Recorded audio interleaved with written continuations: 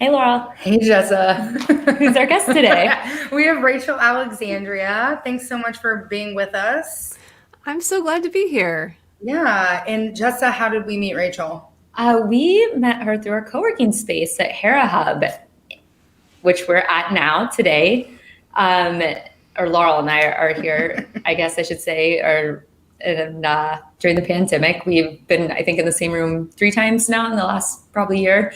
Yeah, that's a good point. We actually have a client that we only recently met in person. It was like we've been working with her for months and months and months and months, and then we finally met in person, socially distanced safely, of course. But yeah, it's been a rarity to be in the same space together. I'm grateful to have this time to start 2021 off with in person. Well, and that's how we got introduced to Rachel, though, is through Hera Hub, the co-working space, which is amazing. Check it out, herahub.com, and free pub. and so Hera Hub has all these really amazing virtual events to connect its members across the country because it has a lot of different locations. And Rachel leads the Monday, I know you lead different ones, but I met Rachel in the Monday accountability call, which working remotely from home, working on your own, it's really easy to get distracted and really easy to procrastinate. And so Rachel has led these Monday calls and keeps everyone on track. It's like, okay, what are you going to do this week? And then the next week we follow up and it's like, okay, this is what you said you're going to do. Where are you at? So anyway, Rachel, thank you for joining us again. And can you give us an introduction to yourself and the business that you run? Sure. So I am a former psychotherapist turned into more of what I call a guide. So I help high performers with sensitive souls to get over their fears and take action on their dreams, which I know can sound like a lot of coachy type people, but I'm a lot more than a coach. I have an energy work background. I have 8 years as a licensed psychotherapist background. And so I take people through, it's not like the accountability group. It's not like, did you get your stuff done this week? I take people deep into the roots of what's stopping them and help them get that baggage really actually out of the way, not just push through it, but, with their internal consent, actually transforming themselves. And I just had a client actually leave me a testimonial yesterday and be like, this most amazing thing happened. On the way to the work that she hired me to do, she also discovered how much easier it is to just say no to people without being a jerk and without feeling bad about it. It's not what we've been working on, but it's what's happened as actually a side product of our work. And this is somebody who is really influential in the city and does major construction projects. It's funny how this happens to people, and everyone that I work with, has a higher level of success, but they have these secret fears about these messy areas of their lives, and they're like, oh, I don't have it all together. Everybody else out there who's successful has it together, but not me. And there's all this stuff I have to be ashamed of, and I can't really be all of me until I get this together. And I'm like, it's everybody. But yeah, we can help you out. I was thinking of you because I haven't met you yet, but I was in preparation for this podcast episode. I was thinking of you this past week because I went from, holiday season, which is very different than normal life. And I came back to work and just started to pound the pavement with work, not addressing anything that I felt or experienced over the holiday seasons. And there was a lot of fear and a lot of shame that I was like, I'm just going to move through work and just get it done. And it hit me, I think, on Tuesday night where I was like, oh, I haven't dealt with any emotions. I have not processed any of my fears and not addressed anything. And I was like, that is why I feel so blocked through this whole week. So I'm assuming some of your clients might be people like Jessa and me who own their own business, who make their own decisions, and are, like you said, high performers and probably multi-passionate entrepreneurs who are on the go. And then all of a sudden their fears that they haven't addressed creep up at the most awkward, weird times, like the drive on the way to see you, this person was like, had an aha moment. I think one of the things we wanted to ask you about is like, what are some of the other aha moments that your clients come to that you've helped realize? Oh boy, so many. I could give you the general. Like if everybody wants, they go to therapy or you go to coaches because you want the answer, and I'm going to give you that answer right now. It's your childhood. Whatever is troubling you right now, it has roots in your childhood. Like 99%. And it's really boring, actually. Like when you get in there, people are like, oh, who could have imagined that this time when an adult told me to keep a secret and that I'd be in trouble if I revealed it would put me in a place where I feel guilty all the time and I feel like I can't tell people the truth. Well, yeah, like it's always really simple when you uncover it, when you like really feel safe enough to get into it. But the thing is, you can't know it intellectually and heal from it. You have to get it viscerally. Like we have to go through the experience of uncovering something. So Thanks, Mom. Yeah, my mom listens. Thanks, Mom. Allegedly, Thanks, she listens. We'll find out. But look what damage you've done. yeah, my mom, she'll listen probably. She'll be like, I know, it's all my fault. You would blame me. You would blame everything on me. That's what you always do. Right. Well, I mean, it's our formative times. They call it the formative years. That's not just a pretty phrase. Like it forms who we are.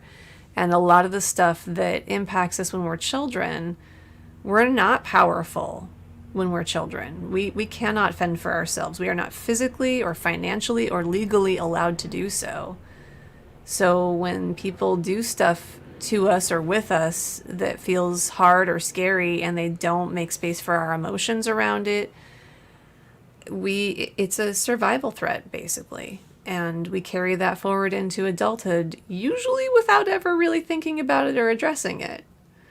So, you don't have to go into therapy specifically to deal with that, but if you don't wrangle with that, it will always control you.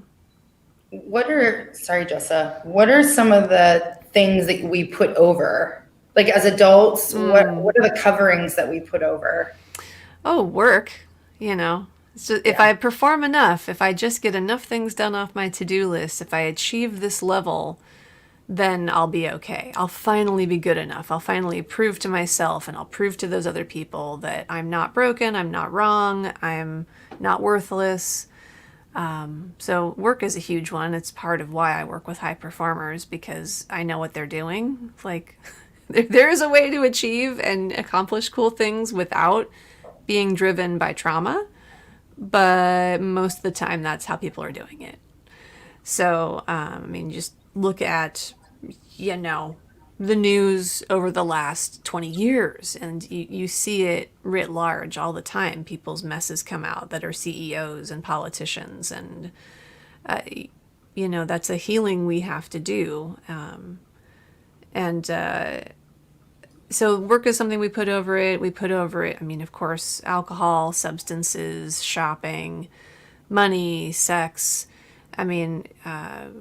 Anything that will distract us or somehow give us a temporary feeling that we're okay, that we're having fun in this moment, that we're liked, that we're respected, that we're loved. And of course, it's great to have those experiences in moderation, but it's never gonna heal that wound. It's never gonna substitute for the knowing inside yourself that you actually already are enough, no matter what. And when you talk about this, and your work, when you say with highly sensitive souls, is that? I guess, can you define highly sensitive soul? Is that someone who's gone through more of a traumatic childhood, or they just feel it more traumatically? I would say another word for sensitive soul, and not all my clients would define this way, but I know them when I see them.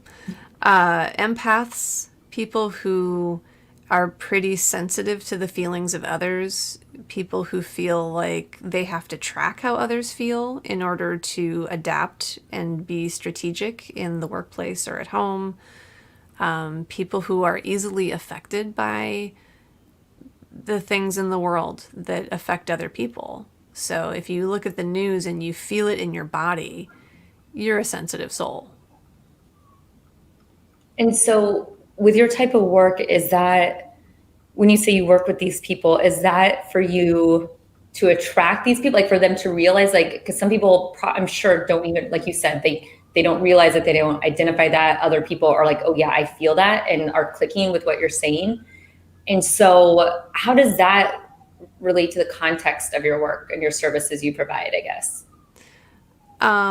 You're asking, how does identifying them as sensitive souls? Yeah. So when you say you work with them, would you, how do I frame this? Like if someone comes in and they're not a sensitive soul, but they still want to work with you and they've gone through things, is it like, are they not going to benefit as much from your services because they They don't don't ever need come you? to me. That's That's the what I was funny wondering. I thing. think that's maybe that's a better way to say it. It's like, are there Yeah. more people like hear what you're saying and they click, they're like, oh, that's me. I want to Yeah. work with her. Yeah. People know it in their gut. I actually just sent out a survey to current and past clients, written by my amazing copywriter. Shout out to Kelly Stokes Brown, also a Hera Hub member. And a lot of people who responded to the survey when it was asking them, how did you decide to work with me, or how did you find me, they were like, it was a gut feeling all the time. So people who aren't what I would call sensitive souls, people who are a bit more, well, first of all, they're not usually doing a ton of personal growth work. I think people who are attracted to growing themselves and improving themselves are going to be more likely to be sensitive souls. But the truth is, you don't work with me and not change. Literally, that doesn't happen. So people who aren't sensitive souls, who maybe just want a quick fix or want to learn how to manipulate a system to get the result they want, they're not going to be drawn to working with me, because I see them. I see beyond the presentation. I see people deeply, and that is usually kind of terrifying for people who aren't ready to do the work. And when you just say that, that reminds me, I meant to ask earlier, when you say my naivete, psychotherapist, is that what we why can I not say it? Colloquially say as therapist? Yeah, yeah. I say psychotherapist is a funny side story, but when I used to just introduce myself at networking things and whatever as a therapist, for some reason there's something about me that people would go, "Oh, physical? Like physical therapy?" And I'm like, "No." I mean, there's nothing wrong with that, but I'm just like, I think physical therapists would say PT. So it's interesting that I got that enough times that I was like, "No, psychotherapist or mental health counselor." That was my, yeah, that's what. Interesting. Okay. Thank you for defining that. Yeah. How did you go from being a psychotherapist to owning your own business and going, oh, there's a market here, there's a niche here? Or were you like, did you have a revelation where you're like, this is my gift to the world and it's more fully expressed through my business?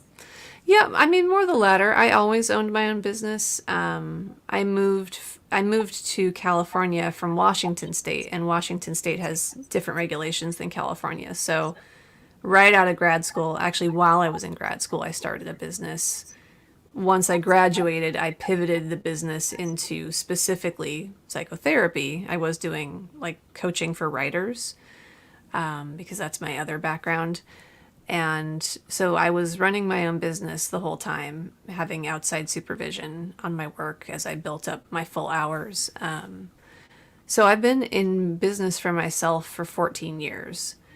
But working as a psychotherapist, while I really loved it, I was never as successful as I wanted to be, meaning I was like always scraping by. I didn't take insurance.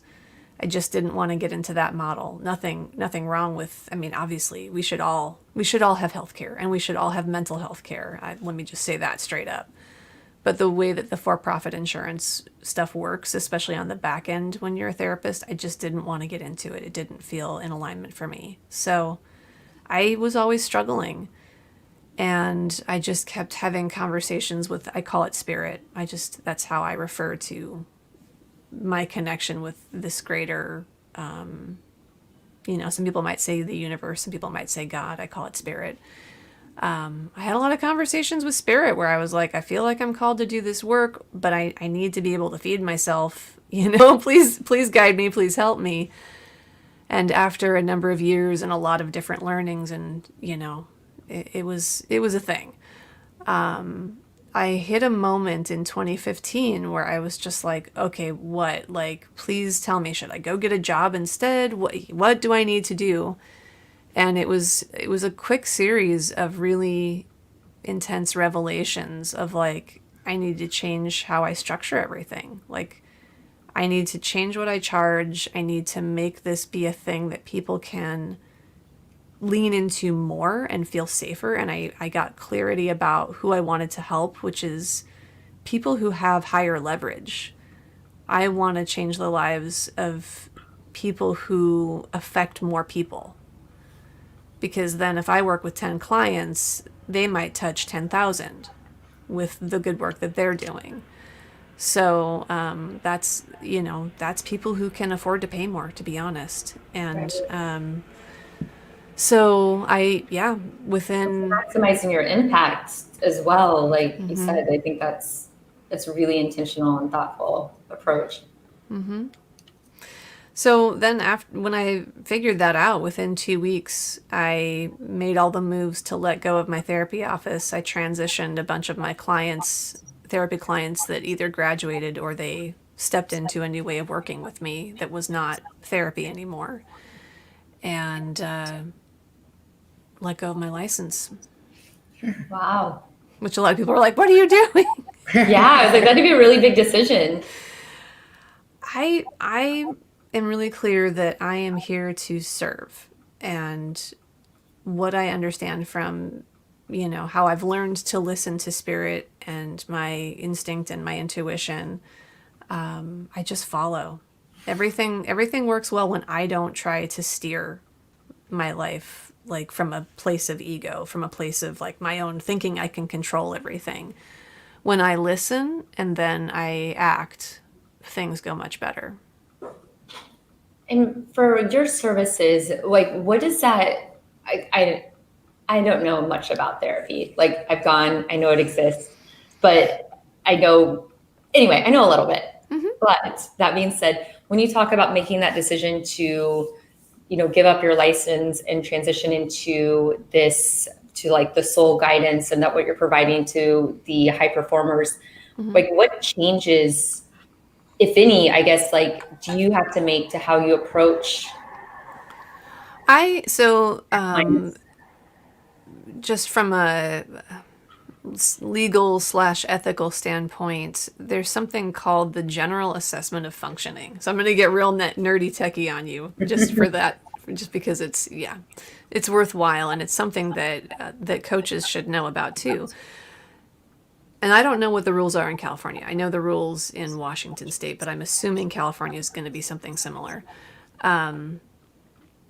There's a General Assessment of Functioning score. It's one of many measurements that we work in psychology. And if somebody is at a lower score than, I think it's like 65, and there's something in, I think it's in the DSM, the Diagnostical and Statistical Manual of, mental health issues. If somebody is scoring below a certain point of functioning, they're not supposed to be working with a coach should not be working with them. It should be working with a therapist. You have to have somebody who's had a certain amount of training, ethical training, training on suicidality, training on psychopharmacology. Even if you're not a prescriber, you just have to understand things about mental health, mood disorders, personality disorders, things like that. So stepping into doing what I'm doing now and not being a therapist, I'm super clear on the level of functioning a person needs to be at. So I'm not working with somebody who's in a major depressive episode, for example. I'm not working with somebody who's got like chronic anxiety that impedes their functioning. I'm working with what we call the worried well. Thank you for explaining that. That is so clear and so helpful and answers like a million questions I've had, which actually turns out to be one. But I think too, like your background in this as a professional psychotherapist allows you, well, I'm assuming allows you to see, oh, this is like if you were to encounter one of these people who did need to see a licensed psychotherapist, like, okay, like you like see this person first and then we can work through the other things later. But I'm sure it allows you to identify that where, if one of us, someone's sad, it's like, oh, cheer up. Just, It's hard to tell. I mean, this is why you get 'em. go. It's why you go to 2 years of graduate school, and you have to have 3,000 hours in practice. It's not something that's easy to tell just off the bat. I mean, all the time we're encountering people who are like, I did not realize that person was a narcissist, right? Like, you don't know. You have to, it's sort of like, I'm sure people, I am not a sailor. I don't know a lot about boats and water, but I get this impression that it's similar. Like, you start to learn how to read the signs of the sky and the water and the temperatures. You just start to develop this sense of things. So I know when a wind is blowing a certain way because of my experience, and it's unfortunate that a lot of people in the coaching industry, they don't. And so they're going to end up working with people that really they shouldn't be working with.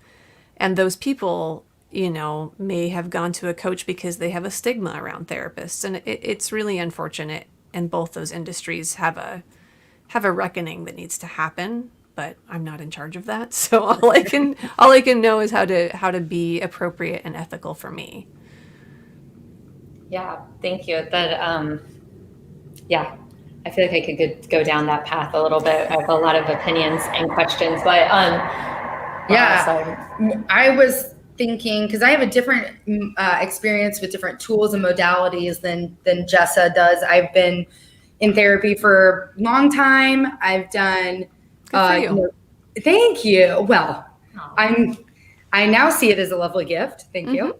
Thanks, Jessa. Just patted me on the back. I love it. She knows I love a good compliment. It'll feed me for like a month or so. I love. What does that mean? I know, right? Let's dig into that. Let's unpack it. It turns into therapy hour. I do love therapists. I think because just getting it out really helps me understand. I've mentioned on our podcast many times that Jessa is an excellent sounding board. She has this incredible gift to tell it like it is. And I don't mean harsh or brash, but just the true naming of things. Like Jessa can get real clear on like, no, Laurel, it's not that, it's this. But she says it in a beautiful, loving way. And therapists are really good at that.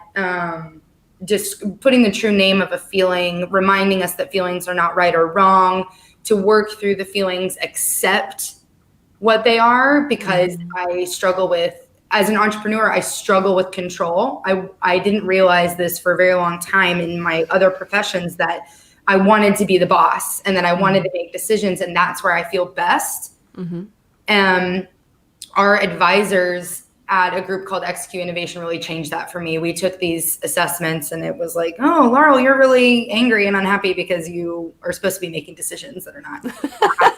And so being with Jessa and launching in our own business and having that partnership is my therapy. It is my growth. It's my personal exploration. I've done, of course, like much deeper modalities like psychedelic journeys and things like that to really break the barriers that I've put over the light and the love. And so just want to encourage people listening to this. There are many tools in the toolbox to explore. I feel very strongly about your gift, Rachel. I can just, when you said I see people, some people can take that really, like put them on their heels and feel like, oh my gosh, she's judging me. She sees my true nature. I can't hide from her. I encourage people to really go for it. Just really go for it. The thing is, when you really see people deeply, you can't do that and judge them. Like we all have inner children. We all get scared. We all want to belong. We all need love. most of us, the majority of us, are doing things for really understandable reasons, and I have a deep compassion for all of it. I am not excluded from this. I see the pettiness and the anger and the vengefulness and the selfishness inside of me, and I accept it. And that's how I'm able to do that for other people too, because it's just human. Like, it's not wrong, it's not broken, it's just there. And we have the ability to learn how to make choices, to take actions that live up to our values. It doesn't mean that that stuff goes away inside. It's okay that it's there. We just get to make good choices and learn how to make better ones. I think that many entrepreneurs, business owners, entrepreneurs, they take other people's words, opinions, and lifestyle as a personal attack, or they take someone's reactions very personally. And for me, a big moment in change, in becoming a more authentic leader, is learning that what I don't like that makes me kind of recoil about someone else is truly a reflection of something I need to work on. Yeah, you're pointing to yourself. Yeah, it's really, well, it's all about me. I know. I'm like, we have a couch in here.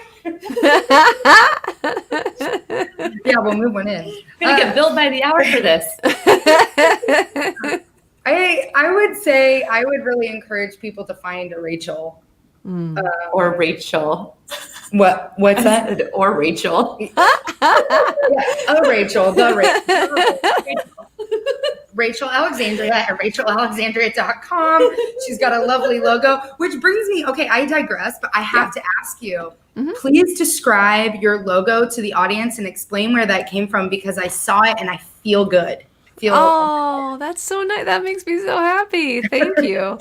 I'm actually right in the middle of a visual and copy rebrand, but the logo will not change. So that is the one thing I'm keeping.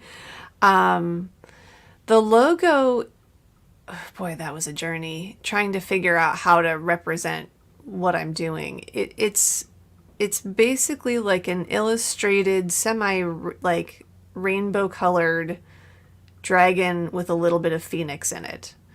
So, Totally. So for those, I got the Phoenix vibes. did you? So I actually started out by trying to replicate my tattoo. I have a tattoo on my ankle that's a phoenix that I got years and years ago when I went away to grad school for the very first time, just kind of like, I think I want to change my life. And I got it to remind myself that change is painful but a necessary component to living an awake life.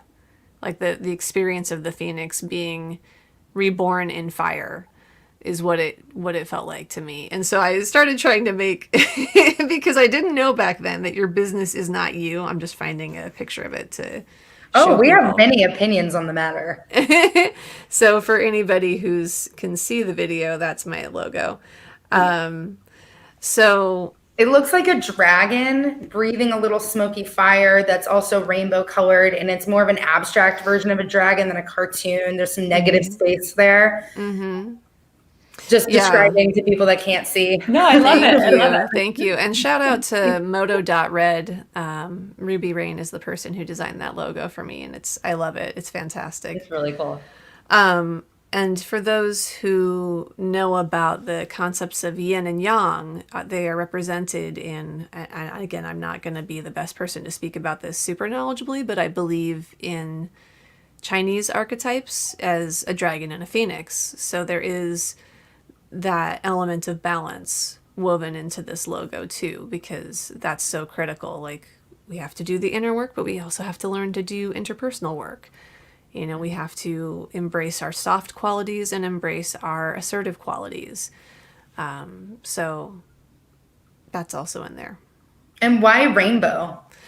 I wanted to have a nod to really being a safe space for diversity. That was my intention with that. And I mean, I'm a rainbow unicorn, You are Exennial. rainbow unicorn.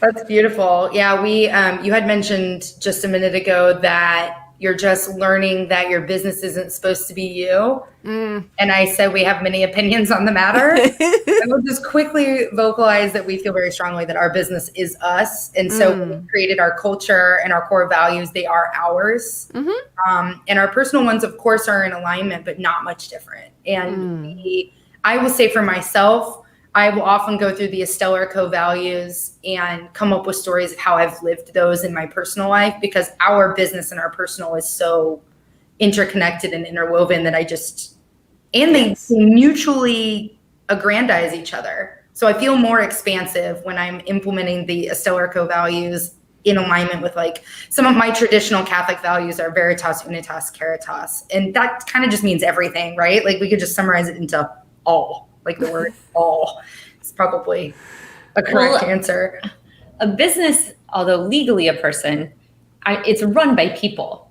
And so when we were first early on, and I'm just wondering if you were given some of the same advice, is that when early on we were told you're building a brand, this isn't about you, like this isn't yourselves, this is about your business. And we're like, okay, and we took that advice, working with it, and we kept coming back, and we're like, screw this, like this is us, like and for our business, for Stellar Co, we're not going to build it into some big monolith. And so maybe it's different if you're building that type of business that's going to grow and scale really large. And for us, we're just like, this is us. Like we're putting like our like blood, sweat, and tears into this. Not literally, thank God, but it's maybe the tears. That would be on my end. I ran my business like it was me for a long time, especially because I'm a single service provider, right? I mean, at this point, I have a 5-year or 10-year or whatever. Like I have an eye on the future of building a bigger team for sure. So it is a corporation now. Alexandria Enterprises is actually the name of the corporation. I just don't trade under that name yet. So, but what I had to learn is that when I say my business is not me, spiritually, like they have different vibes a bit. This is something I learned from my spiritual teacher. And marketing wise, I can't just put my favorite frilly colors and like fairy pictures and whatever on my business, because it's not attracting the right people. Who my business needs to attract and what the brand needs to look like and sound like specifically, it has to be flavored by me, of course, because it does represent me, but we are two different faces. Like you can see on my Facebook profile, I'm running around like on my birthday wearing sparkly gold pants and like a unicorn horn and dancing on the beach, but that's not the face of the brand, only because, I mean, you don't wear your running shorts to work. It's kind of that. Not when you're meeting with a client. Moving on. Everyone's like, It's a lot of Zoom calls these days, so I guess that's everyone's getting a pass. Well, and so as you talk about this and like your brand in the business sense, what are the services? Like, what are the actual services that you're providing people? Is it one-on-one? Do you call it coaching? Do you call it guiding? And when I look at your website, I know there's kind of a handful of different offerings, and it's a little overwhelming right now. No, it's fine. And like you just said, you're going through some of a rebrand, so. Yeah. I guess, when people are listening to this and thinking, oh, I think this is me, like, what would that look like to engage you, and what are the options? Right. So the major offerings are that I do guidance work with people, which is basically contract work on retainer. So my clients hire me for 3 or 6 month intervals. And we have a weekly session, and then I'm available to them 24/7 through messaging apps. So that's another way that it's different than therapy. Like I'm more involved in my clients' lives as they would like me to be. I help them work through hard moments. I help them, review their a letter they might send to a new client. I help them, work through a hard text conversation with their mom. So, so yeah, the guidance contract allows them to hire me at the start and then just lean into the relationship, because that's something else I discovered is really different than therapy. People feel like they have to keep making this purchase decision and keep making this commitment decision over and over. And since the kind of people I work with are kind of like recovering good girls and recovering good boys, that's what I used to call my target.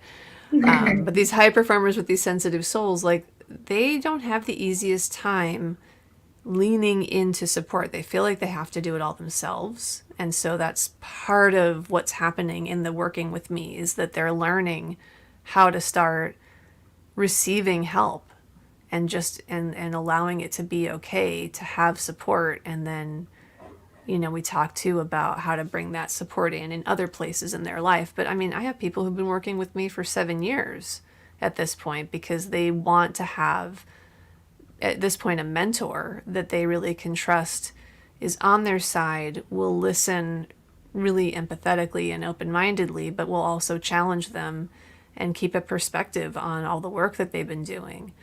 So, so that's the primary way, is through guidance work, like a guidance contract.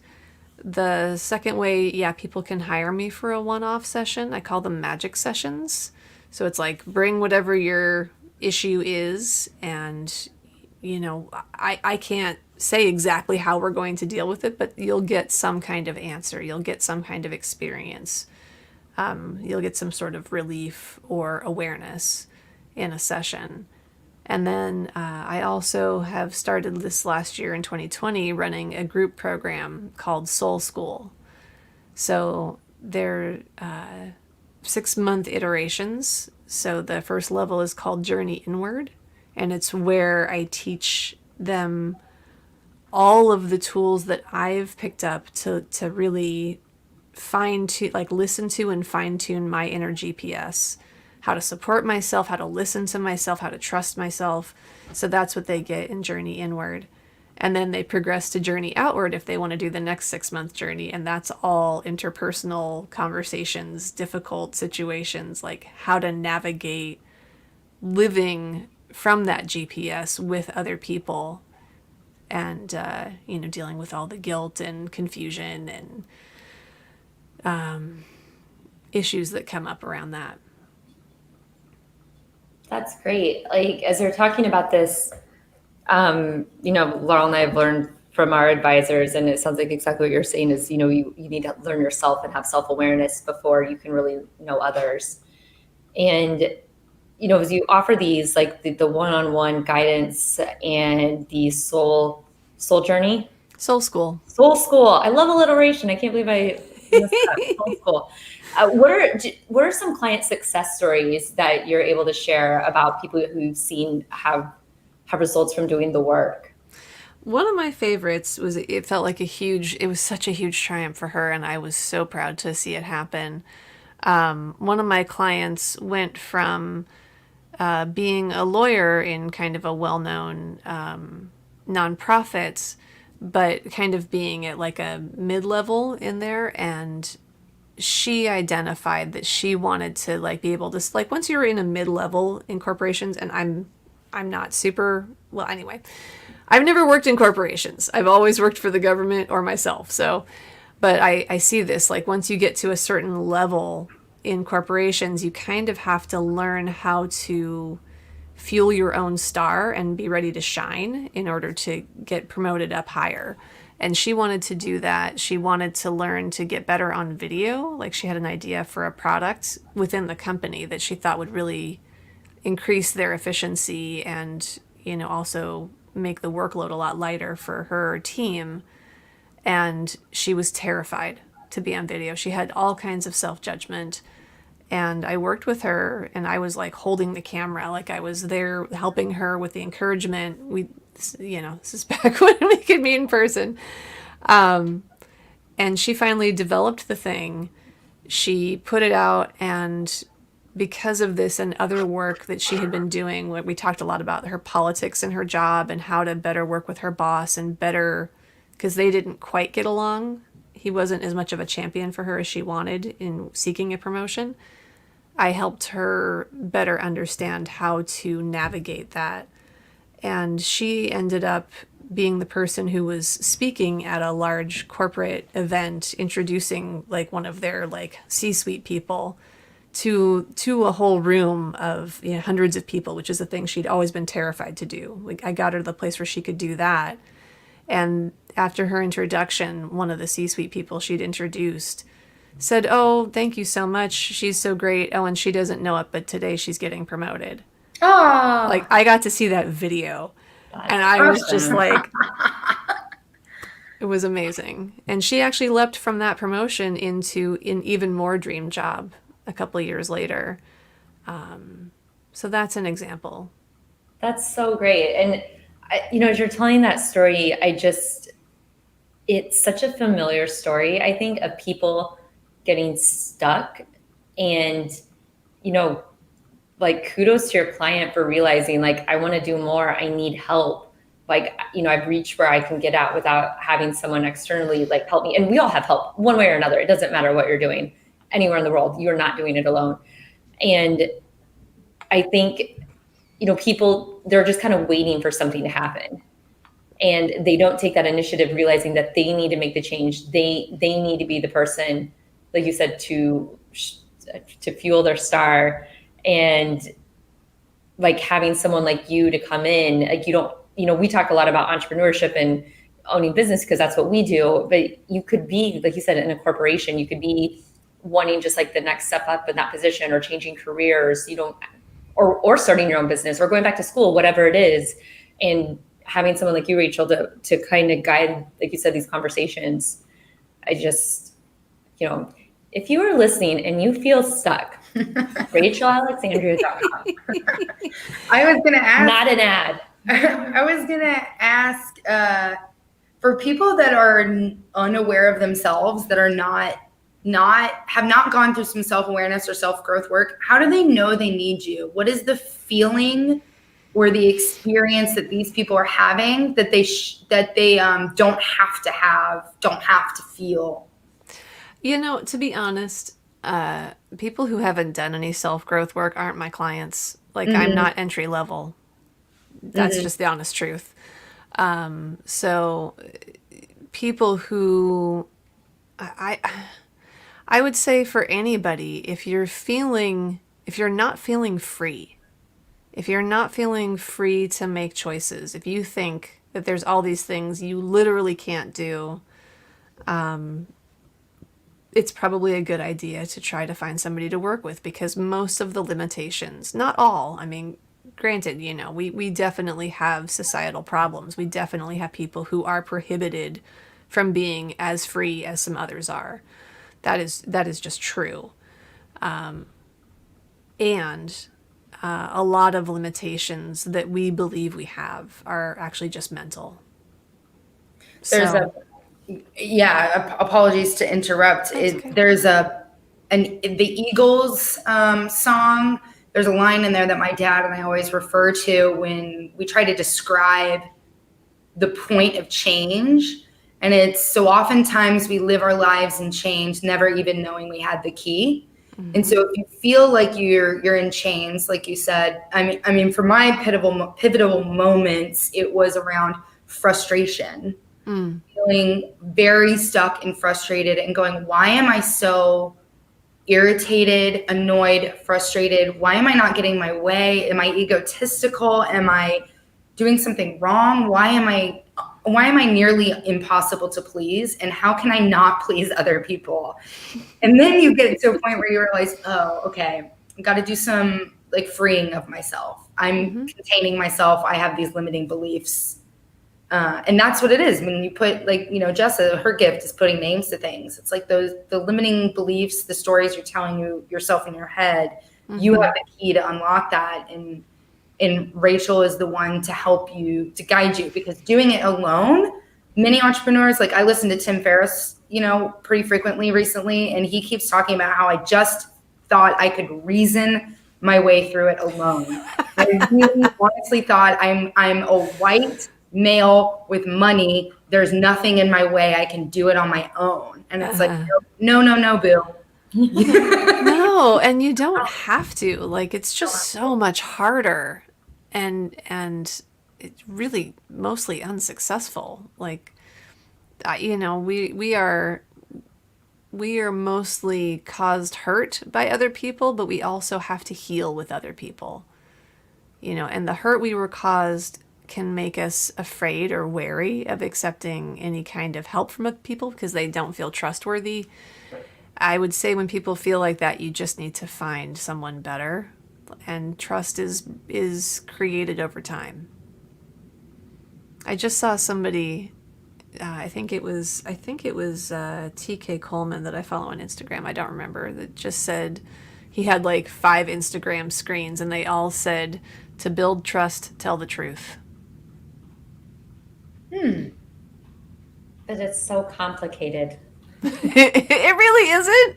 It feels complicated until you get to the other side. Then you're like, oh, I could just say this. I know. I'm like, nothing good comes of lying. Like, nothing. No. And I sometimes, even, you know what? I take it back. Sometimes I'll lie. Well, that's not true. I don't lie. But I think of the example is someone has a terrible haircut. Like, what are you going to do? But I think there's a soft way to say, this looks nice.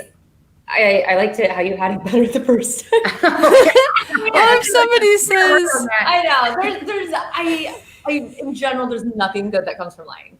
It's going to come back to get you. On the subject of lying, I had a revelation that has kind of changed the way that I look at people. I thought my loved one was lying to me, and in my reality, they absolutely were. I mean, they said they were going to do something. They promised they would do it. They didn't do it. It's very clear, right? Mm-hmm. But in that person's mind, they didn't lie. They were fully truthful, fully honest. They did the best they could with the resources they had at the time. Did not realize they had committed to something, genuinely did not remember. Mm-hmm. And that was really hard for me to grasp, is that another person's reality doesn't have to be mine, and I don't have to take that personally. Mm-hmm. We call that the interpersonal gap. So you got person A with all of their filters, all of the things like your ethnicity, your gender, your religion, your culture, your family culture, all the things that you've learned. And that's what you filter, what you see through. And then you've got what happens objectively. And then you've got person B and their filters. And that's what they say all that stuff through. So the more you can understand your filters and start to be able to recognize the other person has filters and make hypotheses about them, it clears up a lot of things. It takes the intensity out of a lot of disappointments and misunderstandings when you just go, well, here's what I hoped and here's what I thought was going on. Here's what objectively happened. I'm not sure what's happening for them, but it could be one of these many things. I call it telling alternate stories. And the more I can tell myself alternate stories, the easier time I have with people when things don't go the way I want them to go. This sounds like Soul School Journey Outward. It might come up in there, yeah. I taught interpersonal gap in the first class. No, Laurel I feel like I'm an excellent candidate for the school. Next and best student. Also, Laurel remembers everything. I think you said something today, Jessa, that I want to share. Is you reminded us of the Maya Angelou quote of people don't remember what you did, but how you tell them, but how you made them feel. It's how they felt, and that's the truth. I do have a skill in like photographic memory. I can remember like what you were wearing, what you smelled like, what you were doing, where we were, and like deduce it all out. But what really sticks is, I felt this from you, and this is what you looked like when I was feeling that, and that's how I can remember. Mm-hmm. And so for business people, employees, entrepreneurs, people who don't have a job right now, because it's COVID and we need to find jobs for everyone. For me and Rachel, I'm interested in hearing your thoughts. it seems like feelings is the first place to start. Because if that's how you remember everything, if that's your reality, if that's where your struggles are, maybe let's start feeling our feelings. Yeah, I mean, feeling your feelings as long as you have enough safety to do so. Okay. That's the tricky bit. Like a lot of people don't feel safe within themselves, whether or not they realize it, and that's why they distance from their feelings. But yeah, like getting clear about your feelings is important. Telling the truth is important. For everybody, well, for I guess for this remarkable time that we are in right now, when most of us are confined to home and we're witnessing what looks like, hopefully, a revolution for good. We will see.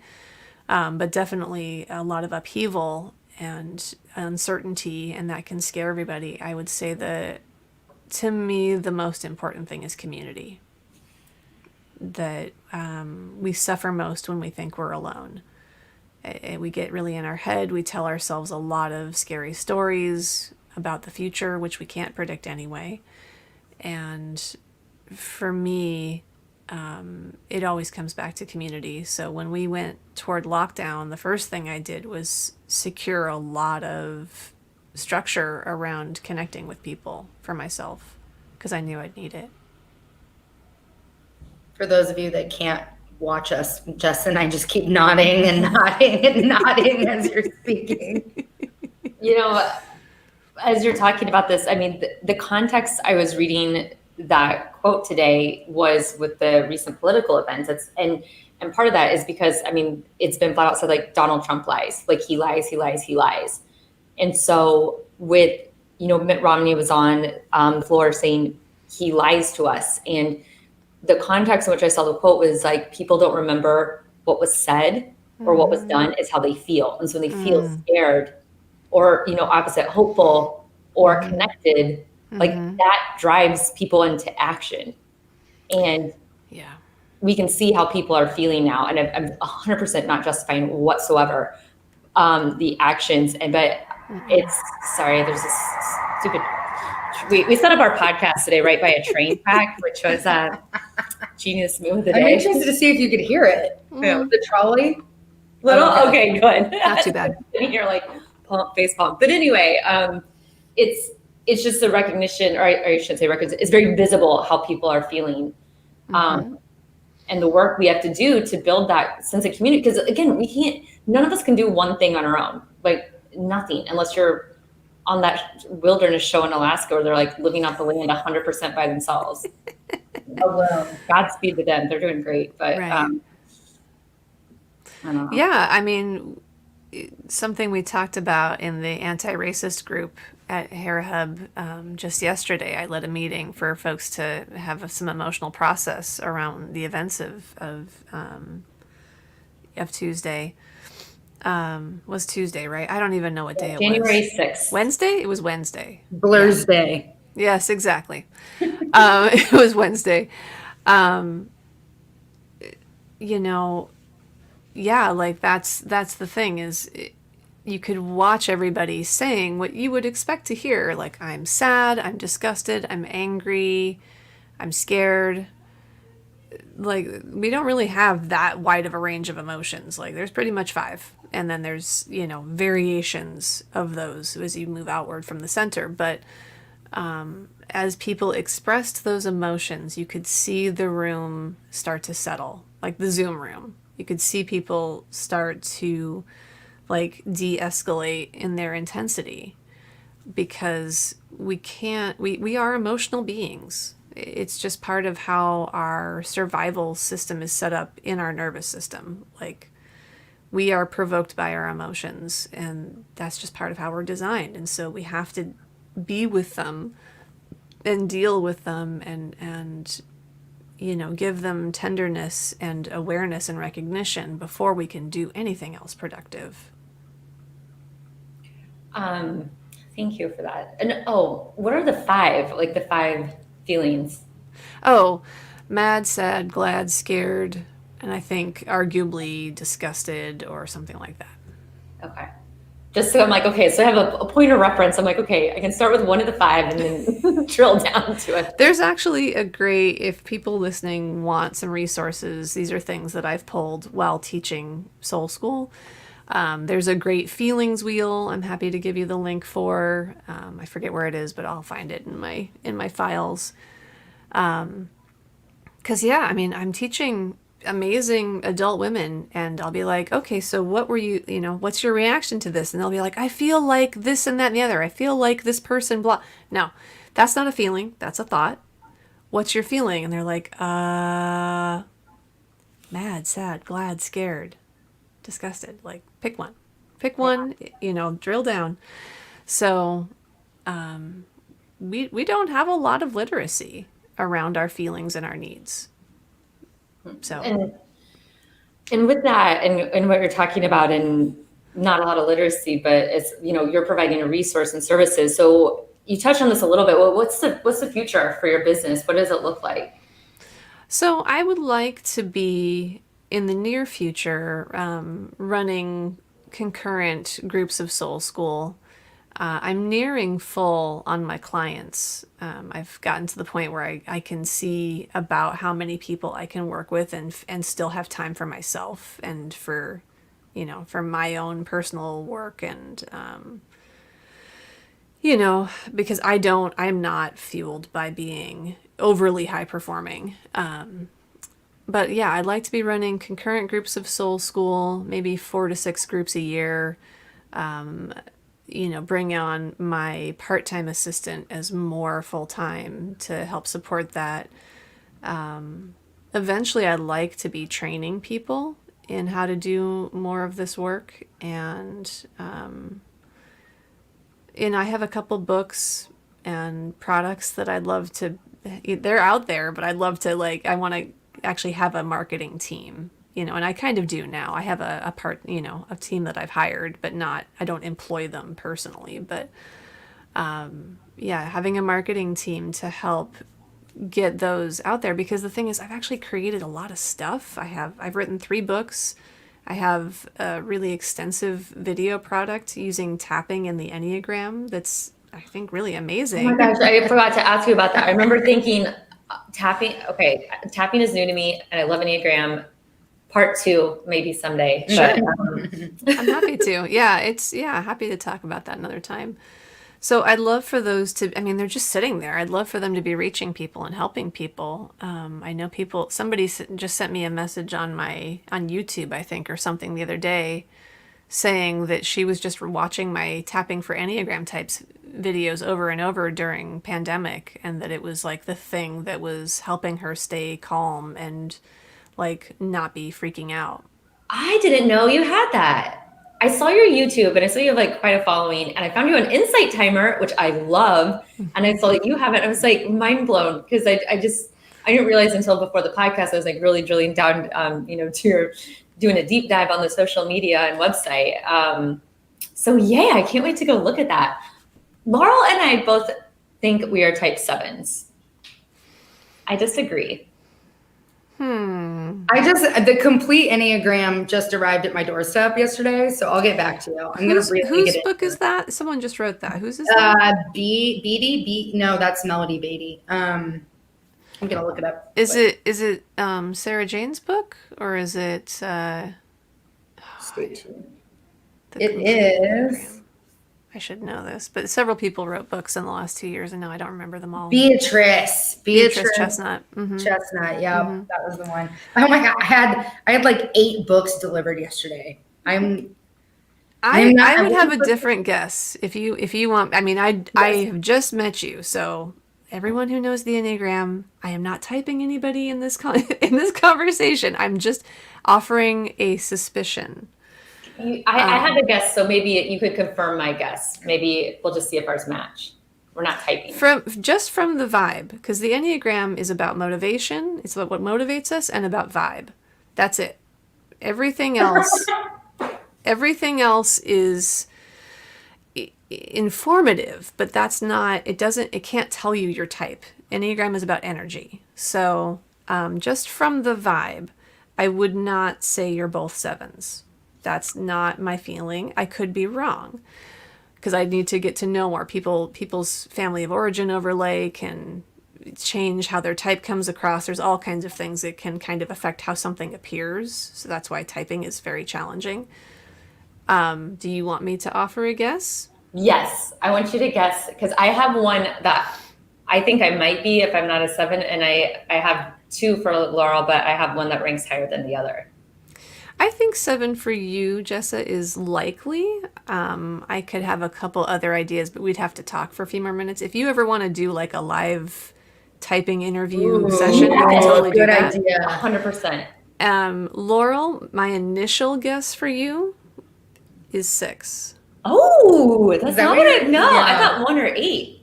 No. That's what I'm guessing. No. She doesn't.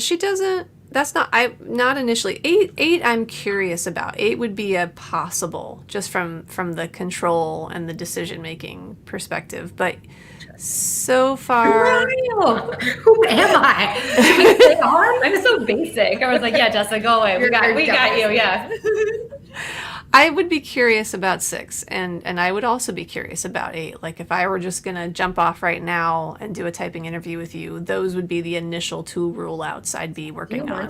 Yeah, duh, of course. If you don't have a hard stop, I think we should. No, not right now. Oh, I want to do it now. No, Rachel, we are interested in doing that, and we will follow up with you at an appropriate time. Well, I don't know. Just text you from that. Like, okay. I have on my website, it's rachelalexandria.com, and then I think it's /find-my-type. So if you just go to rachelalexandria.com/enneagram, you can go to a link on that page. It'll be like, if I don't know my type, where should I go? That'll take you to a page where I have put up like 6 or 7 different Enneagram typing interviews. So that's also for people who don't know their Enneagram type, who are interested in it. It's a good place. I've recommended some tests that you can take, but let me say this: no test can tell you your Enneagram type. Not definitively. It will never do that. It will give you suggestions about things to explore, but you cannot test for someone's energy and true motivations with some sort of written test. It's just not possible. So, well, I know what we're doing now immediately after this. We are at our time, so we'll let you go and enjoy your day. And follow up. This is how I know she's not a 1, by the way. Uh-huh. If Laurel was a 1, there's no way she would have said, let's keep going. She'd be like, structure. Yeah, because my other friend, I have a friend who's a 1, like 100% a 1. I'll tell you after. If you're listening, you know who you are.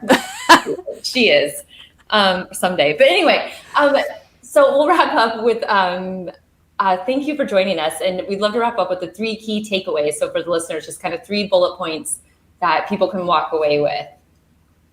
Is that a question? Yeah. So it's a directive. It's an order. From what we talked about today? It could be anything. It's like, this is what we do. We end our podcast with a 3-point landing. So 3 things you want our audience to walk away from. And you could have already said it, or it could be something that just popped up. Stop trying to do everything alone and thinking that you're a failure when you're not doing it. That would be 1. 2, everybody who is trying, like, how do I say this? Everybody deserves emotional support, whether that's therapy, whether that's good friends who really listen, whether that's coaching.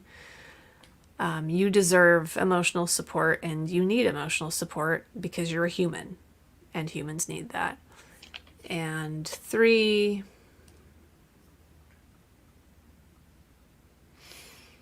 I don't know.